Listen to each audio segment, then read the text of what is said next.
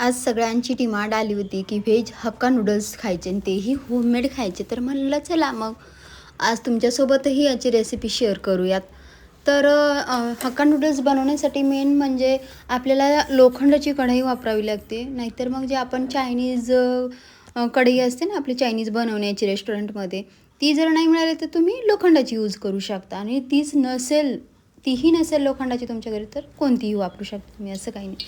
पण तुम्ही जर ह्या पद्धतीने लोखंडाची किंवा चायनीज कढई वापरली ना तुम्ही, तर त्याचा जो फ्लेवर आहे ना खूप असं रेस्टॉरंटसारखा येतो आपल्याला.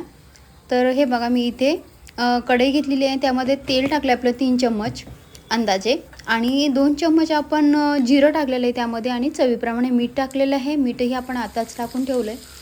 आणि हे बघा आपण 20 ते 25 लसणाच्या पाकळ्या घेतलेल्या आहे इथे, आणि 1 इंच जो आहे तो अद्रकचा तुकडा, ते दोन्ही आपण काय केलं ना बारीक करून घेतलं, एकदम जाडसर असं, एकदम बारीकही नाही केलं. आणि 2 मिरच्या आहेत, तिखट मिरच्या एकदम, आणि त्यामधून कट मारून घेतल्यात आपण. अगर तुम्हाला जास्त तिखट हवं असेल तर तुम्ही इथे 4-5 मिरच्याही यूज करू शकता. आणि इथे आपण डार्क सॉस टाकतो आहे. तर हे बघा आपण 2 चम्मच इथे डार्क सॉस टाकला आहे, आणि रेड चिली सॉस आपण 1.5 चम्मच टाकणार आहोत इथे. आणि हे बघा हे आपण सगळी प्रोसेस पहिली आपण मोठ्या गॅसवर केलेली आहे, आणि आता आपण सॉस टाकेपर्यंत फक्त आपण काय करणार ना, छोटा गॅस करून ठेवणार आहे इथे, जेणेकरून आपला जो आलं लसूण आहे ना तो जळायला नाही पाहिजे. त्यामुळे आपण इथे स्लो गॅस करून ठेवलेला, आपल्याला परत जो आहे तो मोठा गॅस करायचा आहे. हे बघा मी रेड चिली सॉस टाकला इथे 2 चम्मच अंदाजे, माझा संपला होता. तुम्हाला जर जास्त तिखट हवं असेल तर तुम्ही अजून 2 चम्मच ॲड करू शकता. पण मुलांना खायचं असेल तर रेड चिली सॉस आहे तो कमीच वापरा. तर इथे मी टोमॅटो सॉस पण टाकलेला आहे 2 चम्मच, आणि कांदे टाकले आपण, छोटे साईजचे होते, 3 कांदे टाकले आपण इथे कट करून, आणि 3 ते 4 आपण काय केलं ना टोमॅटोच्या स्लाईस टाकल्या, आणि 2 छोट्या सिमला मिरच्या आपण मोठ्या मोठ्या साईजमध्ये कट करून घेतल्या आणि त्याही आपण टाकल्या. आणि आपण आता परत इथे मोठा गॅस केलेला आहे. ही सगळी प्रोसेस जी आहे आपल्याला मोठ्या गॅसवर करून घ्यायची आहे. आणि मी काय केलं ना, हक्का नूडल्स जे आहे ते मोठ्या गॅसवरच आपण हे करून घेतलेलं आहे, बॉईल करून घेतले मी अगोदर. ती प्रोसेस माझी दाखवायची राहिली तुमची. हे बघा, आणि हे नूडल्स जे आहे 70 ते 80% आपल्याला शिजवून घ्यायचे, मतलब बॉईल करून घ्यायचे आपल्याला.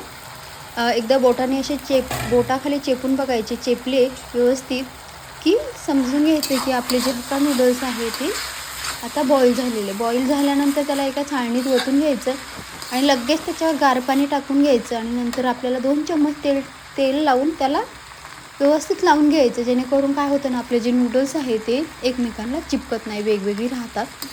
आणि तुम्ही बघू शकता आपले जे नूडल्स आहे ते व्यवस्थित असे वेगळे आहे, एकदम चिकट असे झालेली नाही आहे.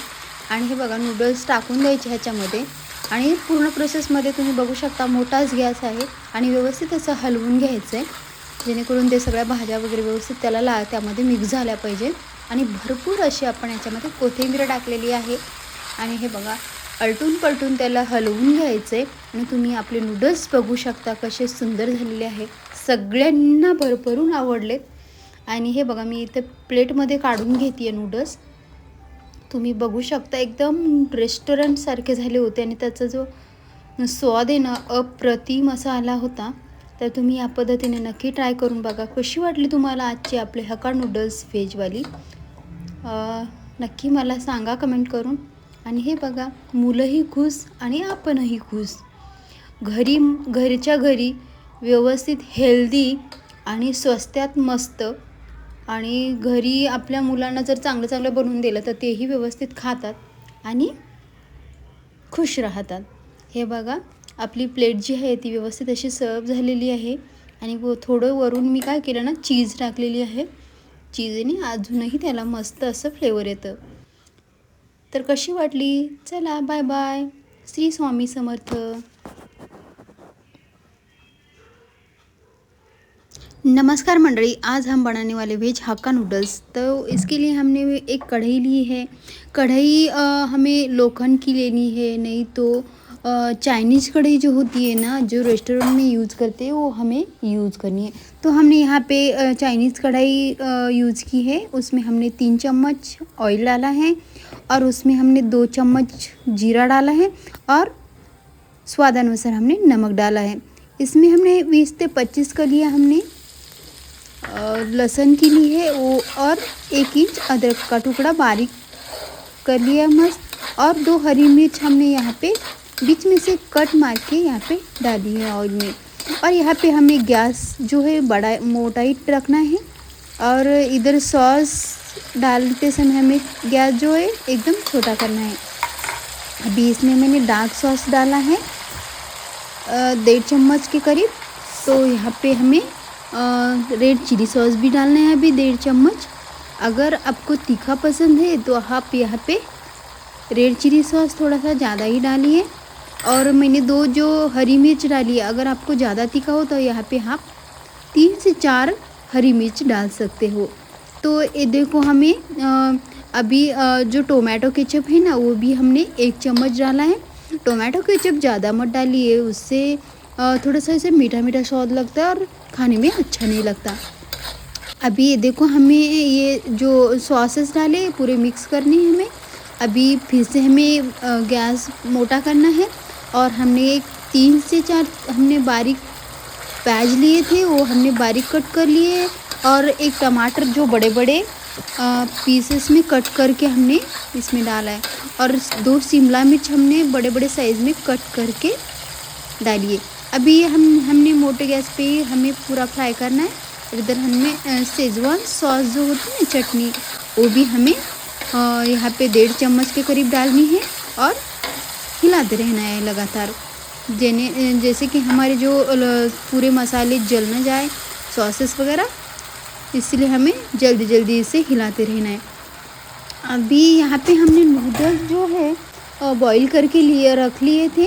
और आपको अगर नूडल्स बॉईल करने हो तो आपको पानी गर्म करना है, उसमें नूडल्स डालने हैं, और 70 से 80% तक हमें वो बॉईल करके लेनी है। और एक छलनी में निकाल के हमें उस पर जो ठंडा पानी डालना है, जो कुकिंग प्रोसेस हो वहीं पे रुक जाए, इसीलिए हमें ठंडे पानी से उसको ऊपर डालना है, और बाद में 2 चम्मच ऑयल डाल के उसको लगा लेना है। उससे क्या होता है ना, जो हमारे नूडल्स है वो अलग अलग रहते, चिपकते नहीं है।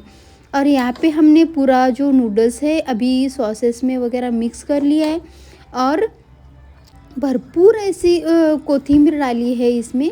अगर आपको और भी सब्जियां ऐड करनी है इसमें, आपकी जो ही मनपसंद सब्जियां है वो ऐड करना है। इस पर मैंने ज़्यादा सब्जियां नहीं डाली है, जो हमें पसंद है वही डाली है।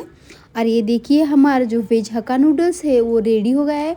आपको कैसा लगा मुझे ज़रूर कमेंट करके बताना।